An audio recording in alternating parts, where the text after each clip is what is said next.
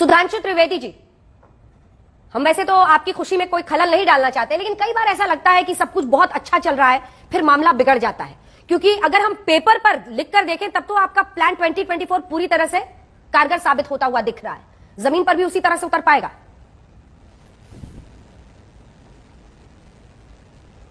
देखिए, हकीकत यह है कि मोदी जी के समय में और जिस प्रकार की रणनीति व्यवस्थित ढंग से बनाते हैं, और अमित शाह जी ने भी राष्ट्रीय अध्यक्ष रहते हुए बनाई, अब नड्डा जी कार्य कर रहे हैं, हम कागज पे काम ही नहीं करते, हम तो जमीन पे काम करते हैं। 2014 का जो प्लान था, टारगेट क्या था? 272, और आए कितने? 283। 2019 में टारगेट था 300, आए 303। जो ऐसे नहीं आते हैं। याद करिए, पश्चिम बंगाल में क्या कहा था जब गृह मंत्री अमित शाह जी ने राष्ट्रीय अध्यक्ष, हम 20 जीतेंगे, मजाक उड़ाया गया था। अरे 2-3 सीटों जीतने वाले 20 कहां से जीतेंगे? कितना जीता? 18। बिहार में जब हमने कहा था हम स्वीप करेंगे, तो कितना मजाक उड़ाया गया था। क्या हुआ देखिए, हमने कहा था सपा बसपा गठबंधन होने के बाद उत्तर प्रदेश में कि हम 60 सीटें जीतेंगे, 2/3 बहुमत पाया हमने। कारण क्या है कि धरातल पे काम करते हैं, ईमानदारी से काम करते हैं, शासन सत्ता से जो लाभ गरीब वंचित और जरूरतमंद तक पहुंचना चाहिए उसे पहुंचाते हैं, और उसके द्वारा अपना विश्वास बनाते हैं। हमारी स्पष्ट स्ट्रेटजी है, हम आपको बताना चाहते हैं, गरीब कल्याण, विकास, सुरक्षा और आत्मगौरव, और उसके साथ संगठन की का व्यवस्थात्मक समर्थन, बस इसके द्वारा कार्य हो जाता है। अब बाकी लोग कागजी हवाई, जैसे भी बोल रहे थे ना जयराम रमेश जी, कि दिमाग खुला और मुंह बंद रख के, अब समस्या ये ना कौन से वाले मुंह के लिए कह रहे थे, यहां 1 दर्जन तो मुंह है, और फिर वो वाला मुंह जो मुखौटा है या वो वाला मुंह जो वास्तविकता में मुंह है, तो वहां पे तो ये समस्या, इसलिए वहां कागज पे देख रहे हैं 4-4 बैठकें हो चुकी हैं, कोई चीज निकली नहीं, संयोजक भी नहीं बन पाया, कुछ तय नहीं हो पाया। हमारे यहां जो होता है धरातल पे, तो धरातली कार्य और हवाई कार्य में, जमीनी कार्य और हवाई कार्य में जो अंतर होता है, वो मोदी जी के नेतृत्व में भारतीय जनता पार्टी के कार्य और इस विपक्ष के तथाकथित इंडिया गठबंधन के कार्य। आलोक शर्मा जी, जयराम रमेश जी कह रहे हैं कि बॉल बाय बॉल कमेंट्री करने से नहीं होगा, लेकिन कोई ना कोई कमेंट्री करने के लिए जेडीयू के केसी त्यागी जी आ जाते हैं या ममता बनर्जी आ जाती हैं सब मीडिया में। क्या आपको लगता है कि कांग्रेस पार्टी को नए सिरे से सोचना पड़ेगा?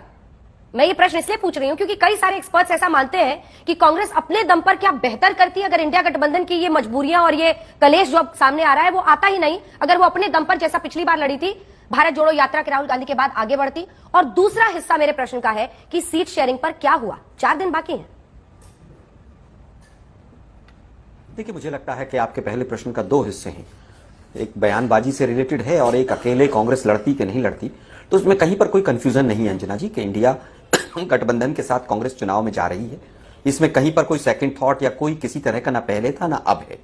दूसरी बात आती है बयानबाजी की। स्वाभाविक है कि बयानबाजी किसी भी रूप में किसी भी को भी इस तरह की नहीं करनी चाहिए जिससे बीजेपी उसको अपना मोहरा बनाकर उस पिच पर जाकर खेले, चाहे वो हमारी तरफ से हो चाहे गठबंधन में कोई घटक दल हो। और तीसरी बयानबाजी एक और है जो अक्सर पिछले 4-5 दिनों से फिर सुनाई दे रही है कि कुछ हमारे घटक दल के लोग हैं जो सनातन पर और तमाम चीजों पर बयानबाजी कर रहे हैं। आज स्वामी प्रसाद मौर्य और जैसे लोग, विक्षिप्त मानसिकता के लोग जिस तरह से बयानबाजी कर रहे हैं, ये भी तुरंत बंद होनी चाहिए, क्योंकि बीजेपी इसका कहीं ना कहीं पूरा फायदा उठाती है और उसके ऊपर चुनाव को ले जाती है। अब मैं आता हूं कि बयानबाजी और तमाम चीजों को हटकर कि किस तरह से मोदी जी चुनाव लड़ते हैं, कौन सी स्ट्रेटेजी रहती है। इनकी स्ट्रेटेजी रहती है कि चुनाव के टाइम में केवल हवाई बातें करो, चुनाव को हिंदू मुसलमान पर पोलराइज करके चुनाव लड़ो, चुनाव के समय पर कन्हैया लाल की बात करो, और उसके बाद 1-1 महीने तक मंत्रिमंडल मत बनाओ। आज 5000 लोगों को, कर्मचारियों को राजस्थान सरकार ने निकाल दिया। तमाम योजनाएं जो मोदी जी कहकर आए थे कि चलती रहेंगी वो बंद हो जाएंगी। लेकिन आप देखिए कि फिर वापस चुनाव आएगा, फिर वापस वही मुद्दे उसी तरह के आएंगे कि ऐसा हो गया, वैसा हो गया, हिंदू खतरे में हो गया और वो खतरे में हो गया। इनकी स्ट्रैटेजी कोई नहीं है, इससे ज्यादा नॉन परफॉर्मिंग गवर्नमेंट कोई नहीं हो सकती है। अगर 2014 के भाषण मोदी जी और तमाम उनके प्रवक्ता स्वयं सुन लें, कौन कौन से वायदे कर आप आए थे, 2 करोड़ रोजगार, 15 लाख और काला धन, और सबको जेल में डाल देंगे, टैक्स पेयर्स को पैसा मिलेगा, 100 स्मार्ट सिटी बनेगी, जितने वायदे किए थे समझ लीजिए कि उनमें से एक भी पूरा नहीं किया करेंगे ये लोग। 2022 का सपना 2017 में दिखाया था कि 2022 में किसानों की आय डबल होगी, सबके घर के ऊपर छत हो जाएगी, और पता नहीं कौन कौन से अब 2047 के वायदे कर दिए हैं। और करेंगे क्या कि चुनाव के समय पर तमाम कांग्रेस के लीडर्स को कोसने का काम करेंगे, अपनी परफॉर्मेंस के ऊपर कोई बात नहीं करेंगे। देश के ऊपर 4 गुना कर्जा हो जाएगा, अंकिता भंडारी के ऊपर किसी तरह के बयान आ जाए, इनको कोई फर्क नहीं पड़ता है। केवल और केवल इनका जो स्ट्रेटेजी है, इनका जो प्लैंक है, वो दूसरों को बदनाम करो, दूसरे के धर्म को बदनाम करो, दूसरे की जाति को बदनाम करो, दूसरी पार्टियों को बदनाम करो, दूसरे प्रधानमंत्रियों को बदनाम करो।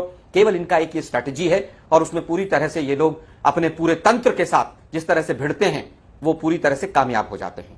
लाडली बहना योजना के इस बार के महीने के पैसे गए हैं कि नहीं, सुधांशु भाई बता दें मुझे। उसके ऊपर बड़ा बड़ा वो था, 18.5 साल तक आप सरकार में रहेंगे, फिर राम मंदिर का पीछे पोस्टर लगाकर उस पर वोट मांगेंगे। हम तो फिर कहेंगे कि कन्हैया के हत्यारों को भी, जो बीजेपी के कार्यकर्ता थे, उनको सजा मिलनी चाहिए, और लाल डायरी में क्या क्या लिखा था आज तक के माध्यम से देश को पता चलना चाहिए, क्योंकि चुनाव इन्हीं मुद्दों पर इन्होंने लड़ा, और अंडरग्राउंड अपना जो काम करते हैं ये, वो पूरा देश जानता है।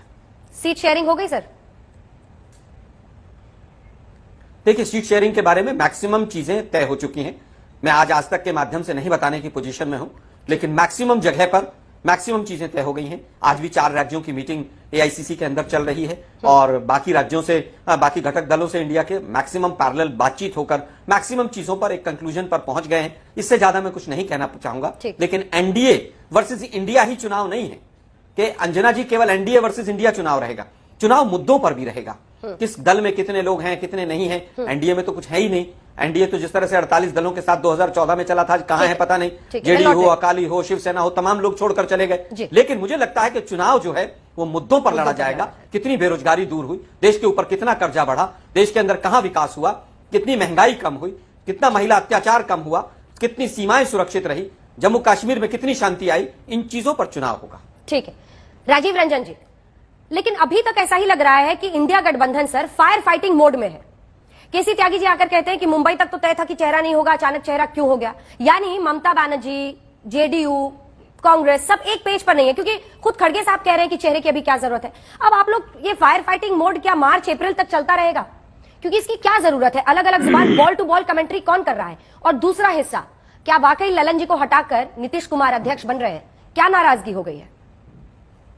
देखिए, सबसे पहले तो अंजना जी, मैं 2 हिस्से में आपकी बातों का जवाब दूंगा।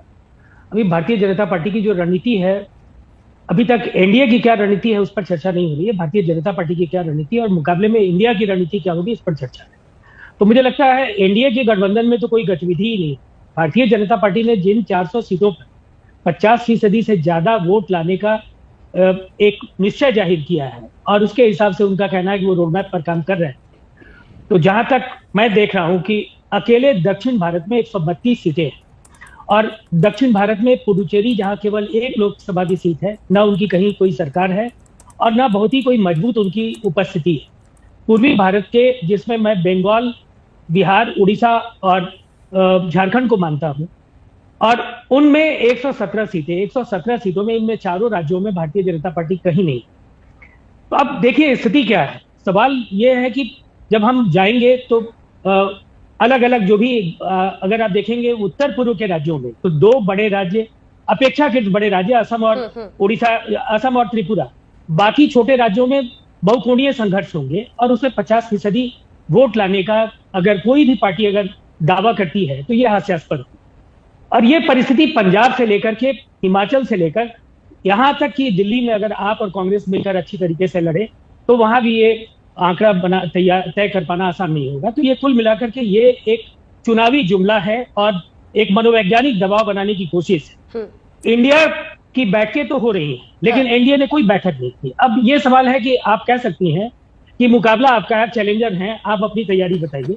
तो निसंदेह इंडिया गठबंधन कई सवालों पर जितना समय मिलना चाहिए था उतना समय नहीं मिला, समय तो निकला, लेकिन सबके राज्य में अनौपचारिक बातचीत आखिरी चरण और सीट शेयरिंग को लेकर के जो हमारी तैयारियां हैं, बहुत जल्द आपको आधिकारिक जानकारियां साझा करने की स्थिति में अलग अलग दल होंगे। कांग्रेस की ओर से भी कोशिशें हो रही हैं और हमारे यहाँ से भी सभी जगहों पर प्रयास हो रहे हैं। सांगठनिक तौर पर आपके द्वारा स्क्रॉल पर दिखाया भी जा रहा है, 28 को राष्ट्रीय पदाधिकारियों की बैठक है, 29 को राष्ट्रीय कार्य समिति और राष्ट्रीय परिषद की बैठक है, जहां हम लगातार बिहार में चलाए जा रहे कार्यक्रमों की समीक्षा करेंगे और इनको कैसे वोटों में तब्दील कर सके।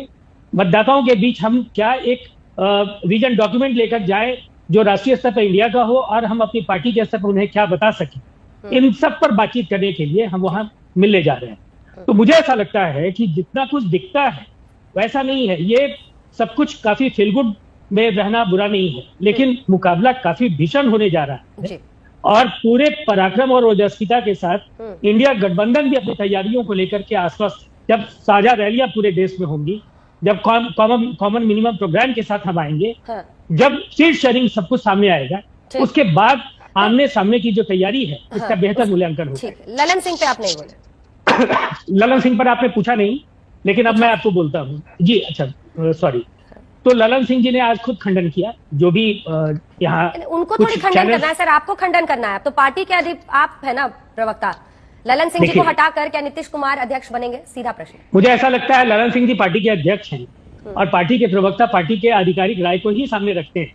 जब खुद ललन सिंह जी ने कहा कि नहीं, उन्होंने इस्तीफा नहीं दिया है, तो मुझे लगता है इस पर किसी भी चर्चा की कोई आवश्यकता नहीं और इसका पूर्ण विराम जरूर लगना चाहिए, इसलिए कि उन्होंने खुद इस बात को अपनी ओर से इसका खंडन स्पष्ट कर दिया है।